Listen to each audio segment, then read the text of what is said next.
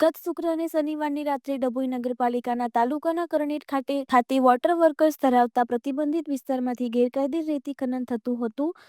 ખાણ ખનીજ ખાતાએ આજરોજ સવારે ઘટના સ્થળની મુલાકાત લઈ કેટલું ખનન થયું છે એ બાબતે માપણી સાથે સ્થળ સ્થિતિ મુજબનું પંચનામું કરી આ ગેરકાયદે ખનન વિરુદ્ધ કાર્યવાહી હાથ ધરી છે. ડભોઈ નગરને પીવાનું પાણી પૂરું પાડતી ડભોઈ નગરપાલિકાની વોટર વર્ક યોજના નગરથી 8 કિલોમીટરના અંતરે આવેલા કરણેટ ગામમાંથી પસાર થતી ઓરસંગ નદીના પટમાં આવેલી છે, જે પ્રતિબંધિત વિસ્તાર છે, જ્યાં છેલ્લા કેટલાક દિવસોથી રાત દિવસ ગેરકાયદે ખનન થતું હોય, જે અંગેની જાણ કોંગ્રેસના કોર્પોરેટર અજય રાઠવાને થતા રાત્રે ગેરકાયદેસર ખનન થતી જગ્યા પર પહોંચી જઈને ખનન ચાલુ હતું ત્યાં જ 100 નંબર પોલીસને ડાયલ કરી પોલીસ બોલાવી અજય રાઠવાએ જ 3 ટ્રકો ગેરકાયદે રેતી વહન કરતી ઝડપીને પોલીસને સુપરત કરી, જે પૈકી 2 ટ્રક નગરપાલિકાના પ્રમુખ બિરેન શાહની જ નીકળી હતી, જેને લઈને રાજકારણ ગરમાયું હતું. રિપોર્ટર ફઝલ રજાક ખત્રી.